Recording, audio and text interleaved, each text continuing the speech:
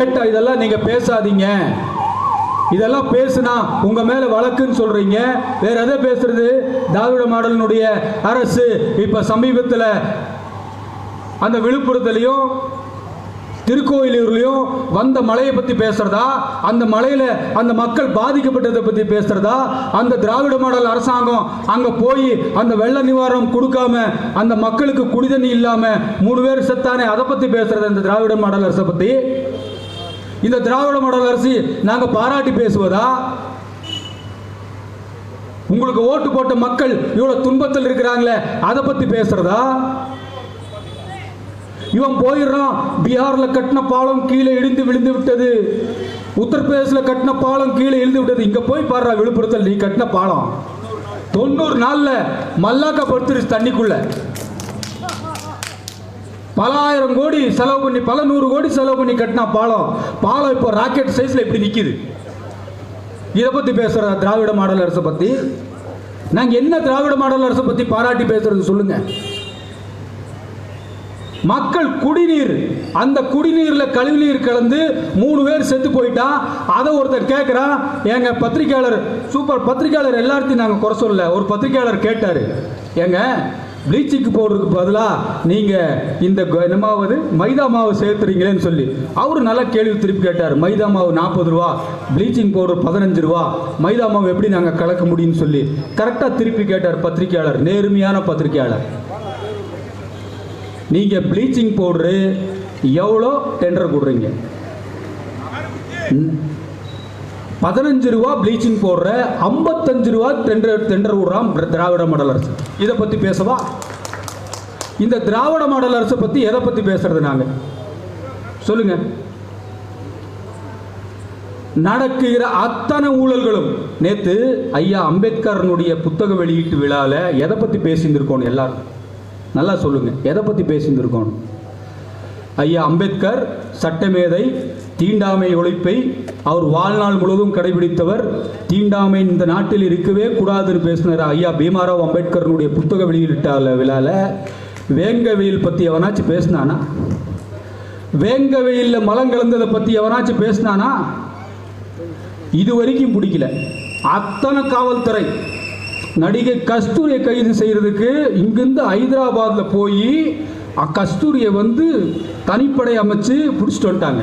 ஆனா உள்ளூர்ல இருக்கிற வேங்க வெயில்ல மலம் கலந்தவனை இது வரைக்கும் பிடிக்கல. எல்லா சகல டெஸ்ட் எடுத்து பண்ணி பார்த்துட்டான், எல்லா டெஸ்ட் எடுத்து பார்த்துட்டான், அந்த ஊருக்குள்ள இருக்கிற அத்தனை பேருக்கு விசாரிச்சு பார்த்துட்டான். ஆனா தனிப்படை போட்டு பிடிக்க முடியல. ஓம்கார் பாலாஜியை தனிப்படை போட்டு பிடிச்சிட்டு வந்துட்டாங்க.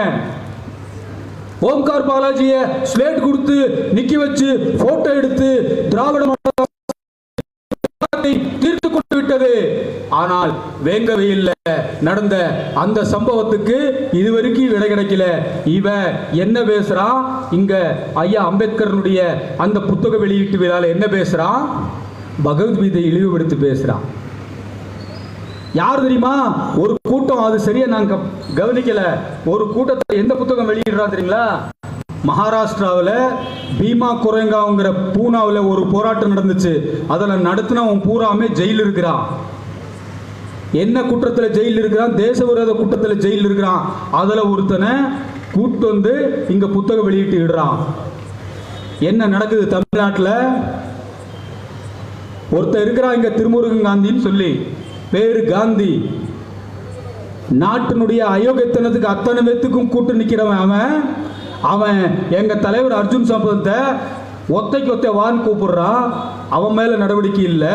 மேடையில் பகிரங்கமா கூப்பிடுறான், சண்டைக்கு வான்னு கூப்பிடுறான், அவன் மேல நடவடிக்கை இல்லை.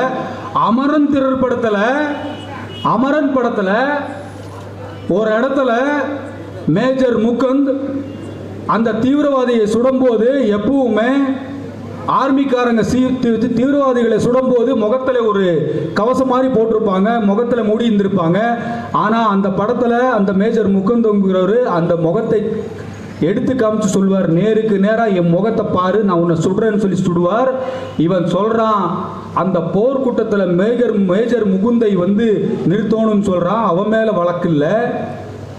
இந்து சமுதாயத்துக்காக போராடக்கூடிய எங்கள் மீது இந்த திராவிட மாடல் அரசாங்கத்தினுடைய இந்த ஒடுக்குமுறை, இந்த நசுக்குமுறை பற்றி பேசுறதா? எதை பற்றி நாங்கள் பேசுறது? எதை பற்றி பாராட்டுறது இந்த திராவிட மாடல் அரசை? அன்புக்குரிய சோதரர்களே, அவன் திருமுருகன் காந்தி மேலே எந்த கேஸும் கிடையாது.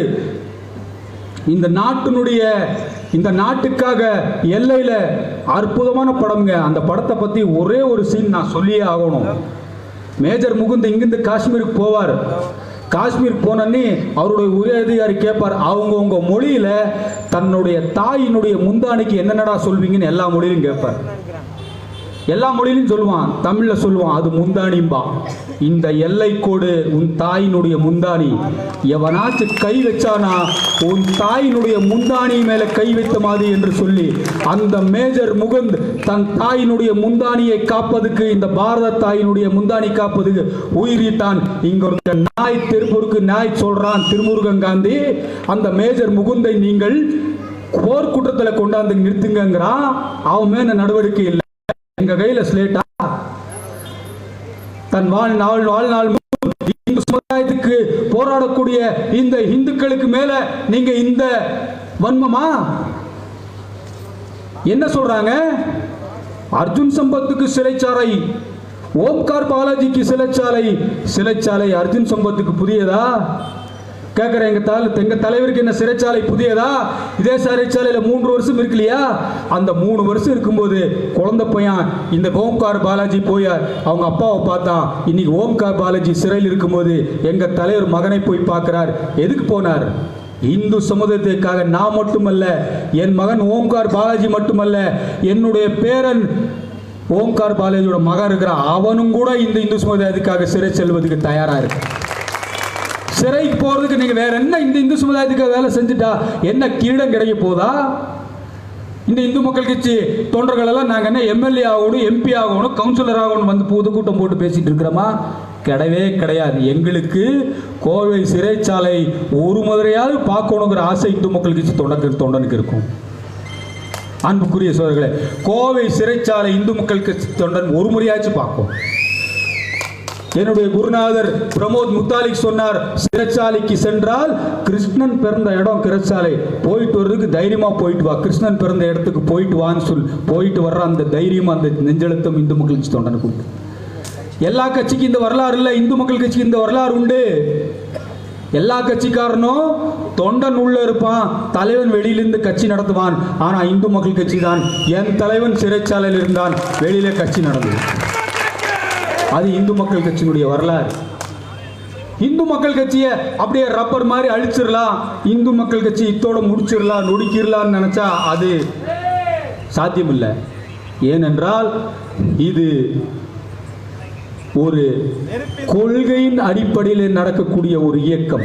கொள்கை இல்லாமல், கொள்கையின் அடிப்படையில் நடக்கக்கூடிய இயக்கத்தை யாராலும் எப்போதும் அழிக்க முடியாது. விவேகானந்தர் சொல்வார், எப்போ இந்த உலகம் அழியும்னு கேட்டாங்க. உலகம் அழிஞ்சிருமாமே. விவேகானந்தர் சொல்றார், உலகம் அழியாது. காரணம், இந்த உலகத்தில் கடைசி இந்து இருக்கிற வரைக்கும் இந்த உலகம் அழியாது.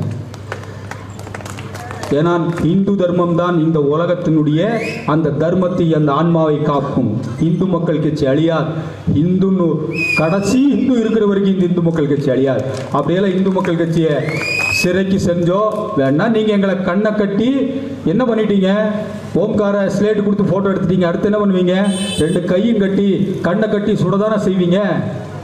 அப்படி சுட்டால் இந்த உடம்பு, இந்த ரத்தம் இந்த மண்ணிலே சிந்து, அந்த மண்ணினுடைய ரத்தம் இந்த இந்துக்கள் எழுச்சிக்காகவே இருக்கும் என்று சொல்லி என்ன பேச வாய்ப்பளித்த அனைத்து இந்துக்களுக்கும் நன்றி பாராட்டி விடுகிறேன். நன்றி, வணக்கம். பாரத் மாதா கி ஜெய். வந்தே மாதரம். ஜெய் ஹிந்த்.